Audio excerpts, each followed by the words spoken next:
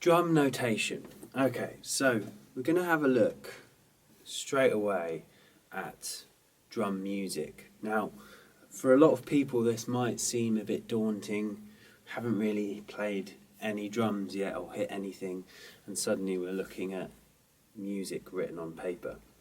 Now, I think it's a really, really great tool, especially when you're learning, to be able to understand drum music, drum notation. Now, it's nowhere near as tricky as what people might think, and it's nowhere near as tricky as other instrumentation notation, because we're dealing with drums, we're dealing with rhythms mostly, and each sound source on the drum kit has its own place on the music stave, which I'm going to run you through now. So once you kind of get your head around where each thing is on the music stave, it's quite simple to read. And a lot of the stuff we're going to be reading is very simple to start off with. And it's just a really great reference when you're learning, like I say, to be able to reference a sheet of music or something written down that you can refer back to, and when you're practicing you can go, okay, that's that and that. But again, when we're looking at drum notation, I'll go through all of it, but to begin with we're just mostly going to be looking at the three main ones: bass drum, snare drum and the hi-hat. So don't feel too overwhelmed with this. So at the bottom of this video, or somewhere on this video, I'm going to be showing you the music stave. Now, if you've never seen the music stave, all it is basically just like you would have line paper to write on. With music, you have the music stave, which is 5 lines. And each space or each line itself is where we can place a note on the drum kit. And like I said, the drums go from low frequency, which is your bass drum, up to high frequency, which is cymbals. And that's how it works on the music stave. Right at the bottom of the music stave, you've got the bass drum running all the way up to the top where you have the cymbals. So what we'll do is, referring to this notation that's on the screen, we'll have a look going through all the different sound sources and where they fit. So to begin with, let's start at the bottom. So we've got the bass drum, which sits on, as you'll see, are in between the lines right at the bottom, because it's the lowest register on the drum kit. And then, so one line up from that, inside the lines, we've got the floor tom, which is usually the second biggest drum, so the second lowest register. And then one line up from that, we've got the snare drum, which again sitting in the line. And then one line up from that, which is in between the top lines, you've got the first tom, or the rack tom. Now, if you were to have a second tom, as notated on the sheet, it would actually fall on the second line down, as you'll see. So that basically covers all of the drums. Now, they'll never move from there. When you're reading drum music, if you see a bass drum, it will be in between the bottom lines. If you see a floor tom, it will be in between the line up from the bottom. And the snare drum, it will be the second line down, and the rack tom, it will be.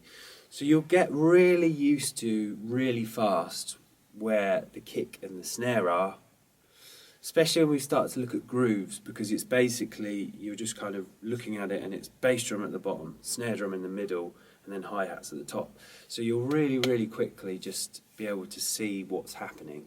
And it's very rare that there's going to be, if ever, you know, all the toms happening all the time and all the cymbals. So it quite quickly becomes quite straightforward to read this, which is really great.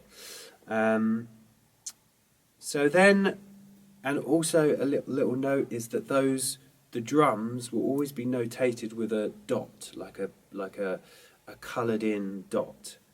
We'll come to what the note values soon in another lesson, but it's a note coloured in with a tail. Okay. Then we come to the cymbals, which sit right at the top of the music stave, because as I've said before, these are the highest frequency sound. So we've gone from the lowest at the bottom of the music stave to the highest, which is the cymbals.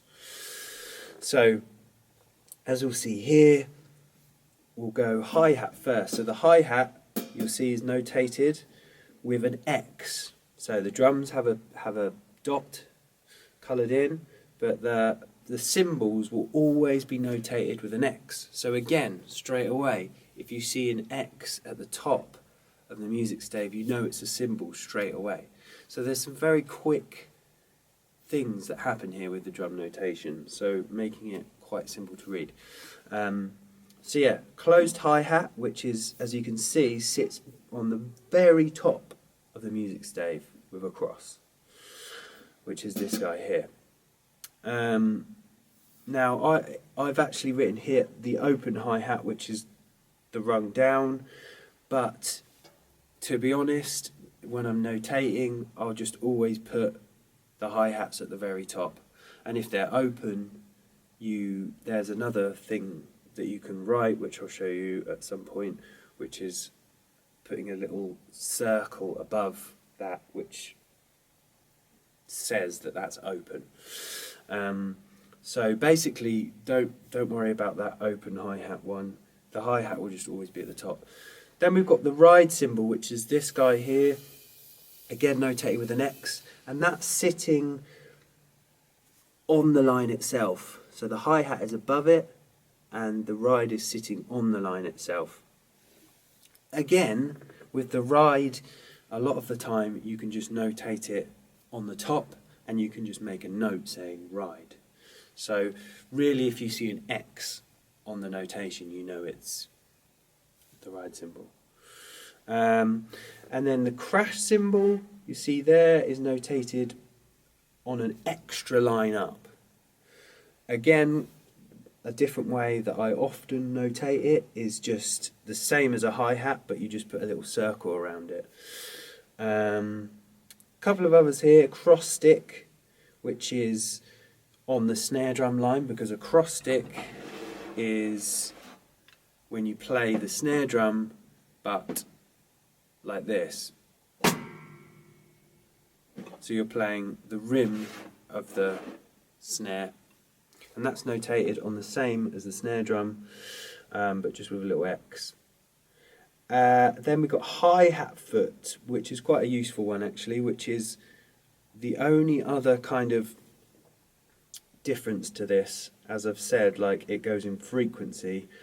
The hi-hat foot is actually put at the bottom because it's played with the foot, as in where the bass is, like the bass drum's at the bottom because it's played with the foot and it's a low frequency. The hi-hat foot is put at the bottom.